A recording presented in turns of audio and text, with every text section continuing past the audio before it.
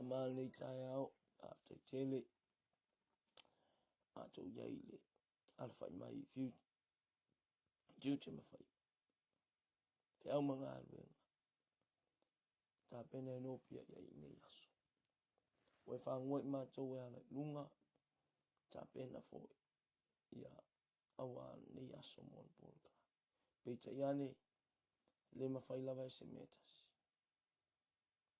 ona suia lo wolo olo tu mau pia lo wolo olo tu mau pia lo wanga o le ala lea e te tau wai tangata soifu ona whasifu atu.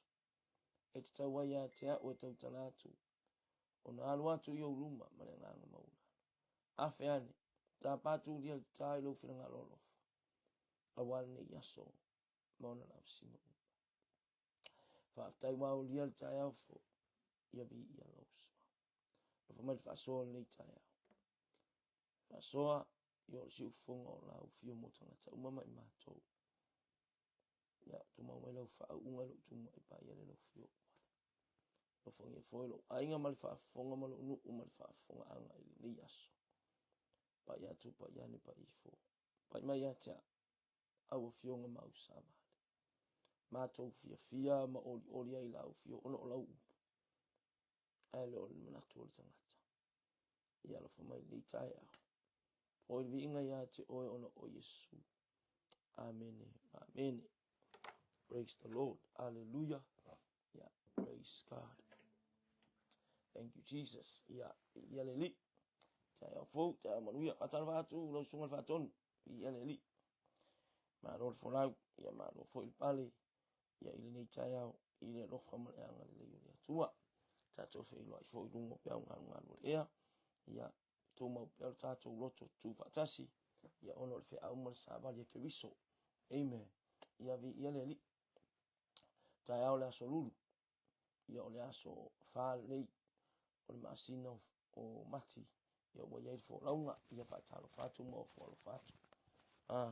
Mana ia si tanga wawai taimi. Ia ono le tuaile i titol proklami. Mana ia le tu se kenese. Wa mai tai au nei. Ia e fsoswani le.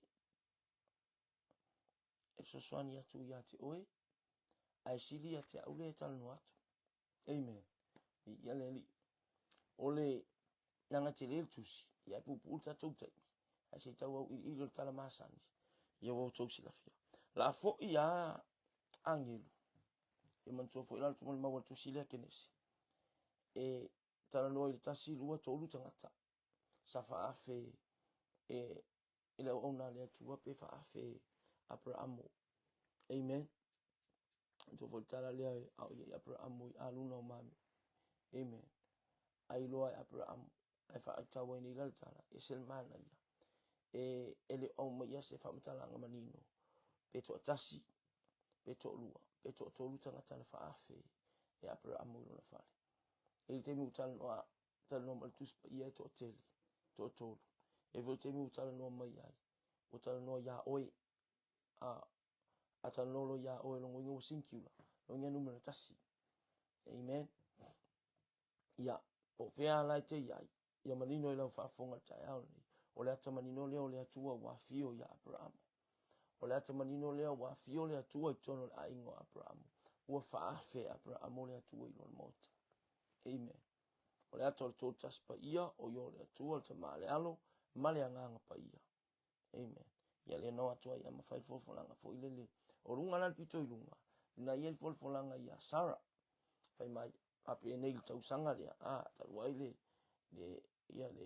le aio se tama il mana bo Sarah ele ne fola lo ia fa pe nei tau sanga lea o le asau nei manu ia oi ia vi ia le atua o ia ila le atua ta pena tamai alu ese mal falo Abraham ia wai fa ingo ine ni so angedu ia fa no fa pe atua ia Abraham invited God in his house amen in his tent in his family na bala aulia e Abraham le atua i tonu lo na ainga amen praise the Lord so se teime ke bala aulia ina ia nganga pa ia so se teime te bala aulia ina i tamai i tonu lo ainga ia ka kong mai oe o le teime o wha manu ianga mai fuli mai le tua ta o leo upo le pesi Samoa a fuli mai lo tua e tō wanga e fuli mai tua o le atua amen wa fio tama ai lui fo fa manu yanga ele ma fai taulia ele ma tali talia el tangata amen praise God ya ana ye fo fa afele atua lo fale fa afeta mai lo mota ni aso man nei tai au fa fia fa afe ya le wo usu au ye le atua le o tato wala usu ya tamai tai au ni afe mai le ainga nei amen ma tu te le mi fa yese mea o oe e te afe mai ia mai fa manuia i ni ainga vi ia le li manuia la ainga o Sarah pitoi lunga ia so mai lo ilalo amen ia o malo fa upo suma lima o malo ata o Sarah ia ilan fa manuia ai so mai lo ilalo ia ua ai oi Abraham mo so toma fetala ile atu le akaya so toma o makwa o ma ka ukia o wingo so toma tala masani so toma makomoro amen ya ele titi na o sila fia le winga ma le tu ma le anga fa so toma o le tu ma le anga ma lo sila tono so toma haleluya o le faita anga ma le minga o ma le ava ma le tu fa no po sa fa ye ya wa esel me wo ya amen ya so toma ya ai ia mana tua foi ia na wa sila fia so toma ele o se me na tusi ele limo Abraham mo ya lota amen ele tusi ele limo Abraham o lota sa tu ai piki lota ai wa ia ku lota le fanua la ngotasi ona piki le lota le fanua amen o feeling ana fai mai le lota mal mana to lota ngalua ina isi wa ya Abraham matua ai piki lota la ngotasi ma ngai ho mo tatu tona vo taimil nei o sawa yo la va ai o le se ki ngo fia yo la sila ma la va ai ile tu ma le anga ya ma le taifa ana e ole o suinga fo le vaita wa mana tu le file mu wa mana tu le va be ke le va be ma ngai ya mo o la fiki le lo di mai o le o le amen to sila ile atua to va ayata ma amen praise God ya po sa o lo te va vena ya o te va vena lota na tu se le mo lo te fa no la ngotasi ma ya mawai e so to mama kuma ma ya pra mo ke alu la nga lu amen ya bi ya le praise God e asi se nga mal ko ya ka fu ile ke le fa ngole a inga fe mai ma ya ke nga u ka i ile se fa ngole yu mana te fo ile umia sa mal ya ku ai ai kaulo yai fai popo i lope fai ko ngafa ai wongi nga o Kwa kere ole isumu ya koko pe fa ilo kunga koko. Haleluya. Ele pala ele fa ye lo manga. Amen. E o life o ya me to na te mana tu. Ole alu inga uka. Ole alu uka. Kai fa pe ngi mai kalu. Kai fa pe ngi mai ia le keke le o kalofili o polovoli. Ya o ka move ya sa o ko inga. Ya ke kua lunga ska mu maka mai i fu ai ko kaulanga. Amen. I fili male tua. Na manuia le o te amata tu ia so toma makomoro mal mafu anga na maua ai foi. Ya ma tangata na ulua ino fu ia so toma makomoro. Ino fememea ima male no fole le tau simanu lota. Ya ma tau simanu foi po au na Abraham. Ya na fu ai. Pe yo le ainga. Kasiar ko inga malang fanga ko fa. Ma fanga wa fu inga pa wanga ko me kinga ko kulia ko ikua. Alus fan mo manga alus ikal sami ai alus i ngofo tingi ka pengal fale ai la kulisi de ai fa me ai. Ino tupu nga fole ai. Fa fonga la ito no fa famosin. Ole ainga ni to tasial tupu to alfa autam. Kama makua wai kaing makua kama makua le punga mai o. Ole skam maksuk le punga mai i. Ole skenge le punga mai i male skam le punga mai i. Ole ainga nga. Pe kai o makua mai ya wes. So steng me tu puere ngafa. So steng me to tele ngalbenga. E kawanga yaile. Baba eseina. E tawa ona yaile tu eseina. Amen. Praise God. Ya. Fa pe ngale olanga. O sisila fo inga mal la mo ai mal matau mo tamai ka ko. Inga o kupul kele loto. Tau se inga ni maro tau le olo i pape. Si le fa ese ngana langa aku fa kas. Lo umar kanga kaya le me lo kwai. Ole amo la lo le tua amo lungal me lo ko yer kanga. Amen. Ya vi ya le li. Pe tau tala ina tu na ole al ese mai rota ya Abraham. Ya mal tua yo Abraham va ba ya tu ya tama. O mai lo le me lo wali ia. O fe mai ya le tua ya Abraham. Le akaya. Ole akaya fa fangonga ia Sodoma makomoro. Yo ngol mo ka ukiol me waya. Ole mana ia na o tu sile mana ia mo. Ia e ola fina molo ainga. Ia te o se fina unga molo ainga. Ia te o se fina unga mo tangata o lo nu. Ia te o se fina unga ia ola lau ekalesia. Ia te o se fina unga ia ola lau atunu. Amen. Praise God. Vi ia le li. E tangata e whainkan fina. E tangata e le masani le olanga fina.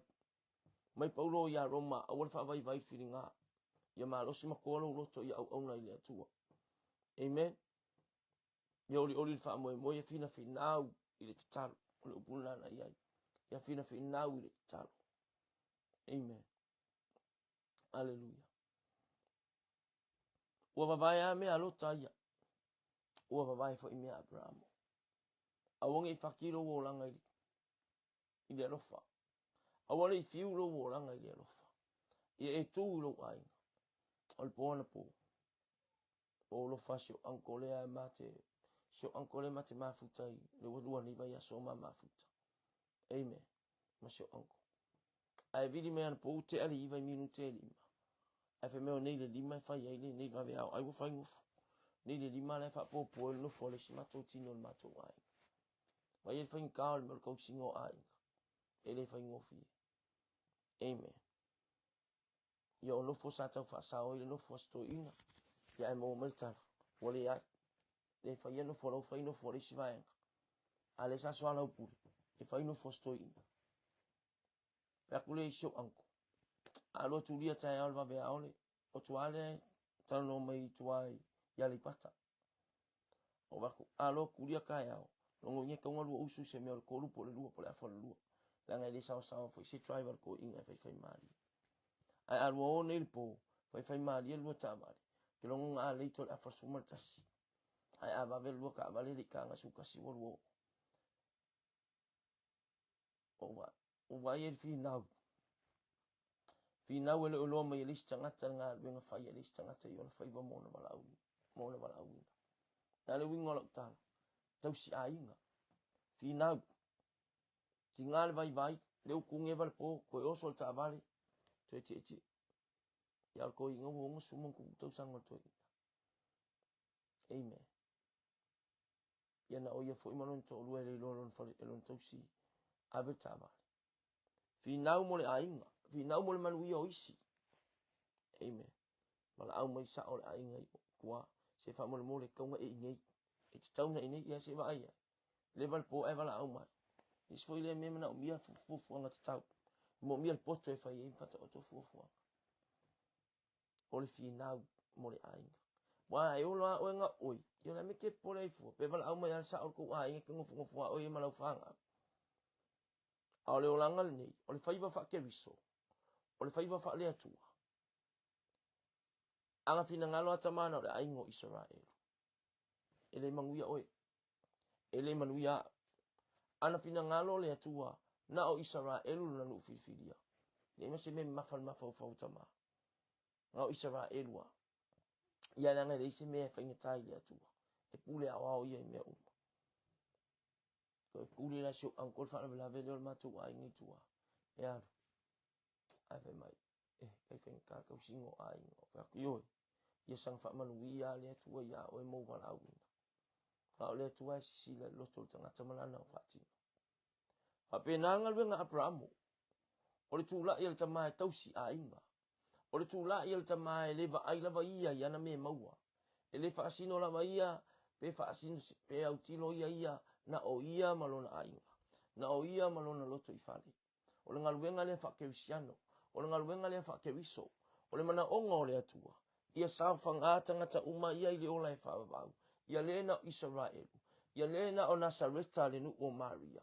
Ia lena o Yuta ia le nu o Josefa. E tupunga mai eilo na atali i le tino nei o Yesu Keriso. A ua manatu ifo ia. Ua ititi ia inisi. Ma tangata uma. Ai se i momori o ele tangata ngasala i le ola e whaavau. Ma ia momori o e te lua mafuta malo motua. Amen. Ona e ola fia lea ma oli. Praise God. Hallelujah. Whapenga umala. Ifo ilal whaiva o Abraham. Whai mai loa ia tama ia Abraham. Whai mai angelu ia Abraham. Ole ata ia so tomo makomoro. Oso lo ma Abraham. Ai ai se lima se furu. Amen. Wai sisila mai oi. Ele whai ngofia le asanga o le meo le olanga. Amen. Le olanga alofa. Talana Paulo ia Korinito. Pe kau kala inganga kangaka ako ma angelu sumatolu tu se momo Korinito. Ai le aisi alofa. Mai mauritain. Ma i mauritain.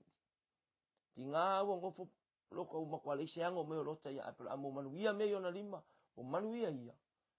Ai whaatangi ia Abraham o whinaunga Abraham o ia tua. Tama. Lai loa Abraham o la ia lota i o. Alela kaya. Amen. Tama. A whaie lima sfuruta ngatara i o.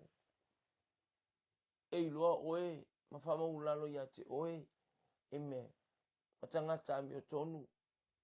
Matangata o lono nofole. E ke whaasao inga ia.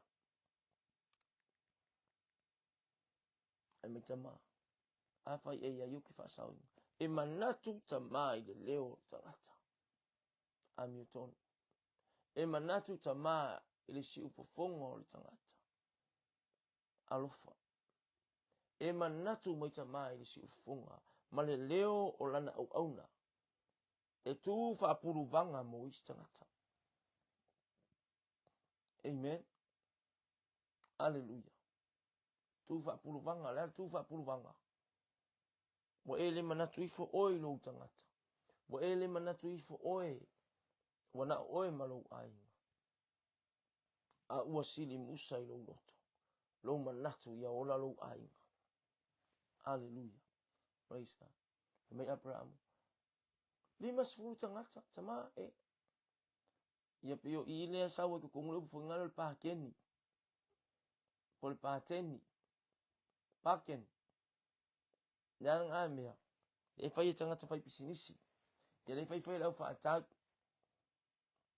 ke manga o speaker nga kwa mangai ya aulonga ka ukiri nga fakia afekala ili la vala ku pereng usama apa mai ma oliva sela ya mai ya bakula ma oliva sela oi ya fo ye so pase so ko fo ye fa apa mai ma oliva sela amen fa solo ya fa penal parking ingomea ina ia maua mai le oloa lea ina ia fa manu ya ina mai stau maua lalo ile marketi lea fa penale fi naunga Abraham ya se lima se fulu tamak e fa aola soto ola ngofo Abraham ele fa ngofi e ke roi kala tu spai o mingo tala tu spai fa no fora ia ile avo ya e fa ngo o tala Abraham amen hallelujah ia mamau lava ia te oi ona e fa bea e fa sioti e amio tonu fa tasima e amio leanga maona fa ngatusa e amio tonu ma e amio leanga ia mamau lava ia te oi ia uma ko fe mai ona fa pe mai leo le ali a fai ona tali atu leo Abraham fa pe fa uta mai wa o nei o le fuefu fa mai ai ka ngi ko ia wa utala Abraham e fa ia tama e le fa ngo fie ia Abraham ona approach le atua ele fa ngo fie ia Abraham on approach angeluia anga o ia lo le atua wa lo na fale ele so onga la au i fo e ke lo ai si ona me ke manga oi tala no ia tama ke le oki ke le vai amen ele ai se mea fa sala ina ai oi pe fina watu ile atua ono lo ono utangata amen amen mai ko lima sfulu mai tama talia ele oki sotoma fa lima amen ele oki sotoma pala sivol parking el ko tolu se fulu amen ele o lua se fulu ele oki sotoma se fulu e vai sawa i lunga tana no Abraham lima se fulu ole alofa i tangata ole alofa ya lota fai oi matangata tu fa pulu vanga molo ainga no matter what tu salava polea tu langa o yailu ainga pe ke e mai polea pe esele wingolo fai tu yo tu libai tu fi nawile atua fi nawile langi ono lo ainga ke usiano ainga ke wiso ola ke usiano male au paia fi naw la fa fi naw ulibai te talo tamaya lofa mai a lofa ngia lo ainga e ui le aba malosi e ui i fianga e ui le nanau i le tupe po a lava a lofa mai ia e talia lava i la tau e fa mawala lalo atu mai loa wala amen ona fi nauleo Abraham i le atua ina ia ola soto mamakumo amen fa yomi tangata fi nau fa itatou mo tangata fi nau amen olo ko fingale ia tonu le sa fa inga fa ya onga ele skama ko finga amen o wingo tala le skama ko finga ya e o to finga yo to finga mai le atua amen le sko finga la kiki ala over ai ele o skama ko finga I'm the voice for all the teachers more than 5,000 or 6,000 teachers of Samoa wa o le taita o le society fa ya onga Samoa o lo wi lo ale yai ele tatau ona ngungu lo ngutu ele tatau ona ono fonofo langa o to finga o fa e mai ma o fa manuia mai ai tangata ma o fa e mai lima ma fa mo moli mai fa manuianga e tu mole fa ya onga le atunu ele kula ko ya me fo ile ki nga e ko fa mal bale en mele fa ya onga ai fa ya ola utalaria aka mo faya ko el pulea o nga ke va aya ku ai ele ya ya faya o nga ele sangkung amen fai li poke avel ofisa o fai ai ale fo sanga suka male va isang fala maka male va isang ele nge ke ulungo faka ko frankie fale o lole amen Tātou te le tutu ina ia whaasau se mea whaare tonu. Tātou te le tu ai tātou te tutu ina ia maua le miti lea. Le miti lea. Ka wala mai le malo Samoa. Mai solmtanga wenga o aonga. Ai mai se fui.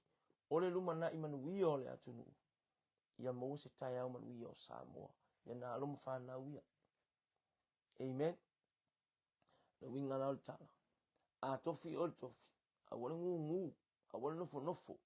Le maua sao me altala ia Abrahamu. Me Abrahamu wa ole lefu. Wa ole lefu ne e fai. Ai a fai. O ata ole tangata maua lalo. Ole ata male pasinonga manino. Ole tangata matua maua lalo na loto. Ai finau ile atua. Finau ia tama. Ina ia ola lo na ainga. Ia ola lo na lugu. Ia ola lo whalapu potonga. Ia ola mea na tofia ia taita. Awa pele le yan me wongo foi lota. O Abrahamu alon tama. Even though ole na anko Abrahamu. Amen. Aol mana ongal na. Ele ta taulau na nofo ita. Faile leo. O ame au mai fatulanga mai el malo. O ame fatulanga me mtanga venga. Aba ayatu e afo ya. Isi bala eto e momori atu mona ifa ya onga. Ha? Amen. Praise God. Ya, that's it. Ata this time. Yo this time. Kakere lo posa o kamele fina. Hallelujah. Ya mesiangi me ko kongyo fa ya onga. O le soi faya o ngo ma ko ma lo sir ka lue lunga tongi ele nga lue mo tawi ai le nga lue ina ia fa tu langa lo na faiva ma lo na bala wi ma la ia fo ia fa lo ngo mo faya o vi ia le tu o si la ku fai a e faya nga lue nga le tu pe mo pe leki pe le ma pe sa o ngu me lo pe leki va ya so ngi se ngu me lo va ya so what I mean sa o mo se ke le si va ya so la ki le si va ya so sa sal pu le la Sasal fe au malanga wenga le atua. Fa pe na fo itatu. Amen. Ya. Oka. Fe ngai mal palmia e fe ngai man yo matu suita ita yo matu ita yo matu tanga wen. Fa tala no le mata u fa tala no le mata u. Ya ono oi fa ya. E kele fo ila ko wo ya ko mo moi lungo tofi. Tele fo ila to matu tofi ngo ainga e mo ai. Pe lona mali e matu fa la bela. Kasi ala whanongo longo le leo sa o sio matou ai. Sorry. Ma veian a vanga o le tofa. Ma veian ai a vea o le tofa. Amen. Ya. E mana umia lo tofi mali e. E mana umia le leo lau whafunga. Le leo lau whalongo. Amen. Po afi tau a whainta tau singo le ainga mali mea nei te iai. Tu oi lo tau tonunga i lo fi le mu o le ainga. Mana lafo i le atua whaiva. Abrahamo. O afi tau le ainga malota. Ile separate mai e lota mai lona. Ele tuai Abraham na oia. Wa mai oi. O e ngaluenga o e malu ainga. O e ngaluenga o e malu to olua malu fana. O e manatu e nisi pele ai. E sen manga i onga i e fwoi ngā benga kaki i ka ika. Kama angel kamo e mo e na ilo matutu olo. Ngā rue i tutonu. For ages. They have been there. Amen. For so many times. Tele te mina ngā lue ina i niti nā alo maa. Ngā lue mo whaia o ngā umo le atunu. Ele pa polis wha manu i anga risko kongi. Ele isi ko kongi. Ele isi ko kongi. Ele inko kongi o iam. Ai ngā lue mo le manu i o isi. Le whaiba o Yesu ke riso. Ngā lue mo le manu i o oe le tangata anga sala. Mo wa uri tangata le anga. Wa uri tangata anga sala. Ngā lue ine i o manu i a mo ia. Mo le atuma. Papena fui oi. Tau mwhaina ia tātou ngā lue mo isi.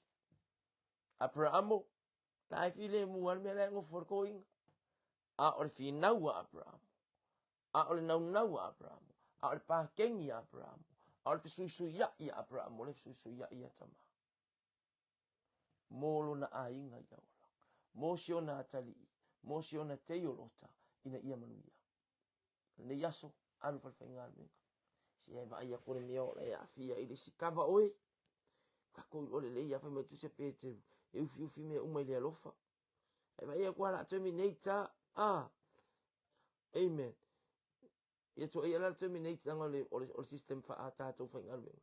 E ilo uma mea uma terminator. E vai a kua la oker pule sia wo. pos tangata whainga luenga, ia lau whionga le lipule, ia sa o asiuso, ia au ke mangaku, ia o maua umanga maur ka avale, ia mai ai, ia mau aku lola, ia lea umanga whai mea ia, mau e piki mai ia se o kari i ka avale, ia malaka ke vai ke lo akava, petu, oi, elenga o sionge la, ma oe foi di sini, ia o whakasi, ka vai oe, amen, elo se me tuli ai o rua, hallelujah, le se me ai, se ngalue bo leisi, wa maua wa lau pei e ale fiki ngi, ia wa maua lau pei manga ia lau kiria, uma fai lau refinance, se me ai ale, hallelujah, se me ai al penga luenga ke ia lo kuwa kuma le ai, ai la kuma le ai kuwa se kia, ia mai kume ngai fai mai ko per ai dia ka ko fa wa wai, ia le tu, ngalue mo le isi tangata. E foi taimi wa ita la fu tu wa list tangata fai ngal benga. Amen. Ye po tangata la ite itono lo sisi umanga. Janga lue molis. Ya aku lua se la ulea. Ai ko nga ma wala kupe. Alo fa mai ko kele se fa ngal. Alo fa mai lo ko si foi lo ai. Amen. Fa pe na le winga. Nga lue mo le isi tangata. Hallelujah. Praise the Lord. Ese pensin. Ya.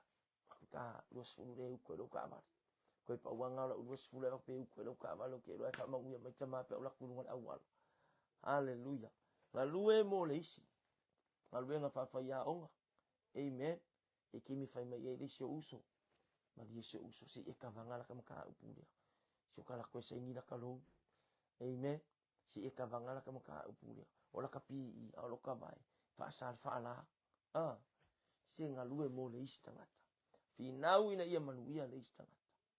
Me ayo professional development, me ayo tato ngal nga faatino.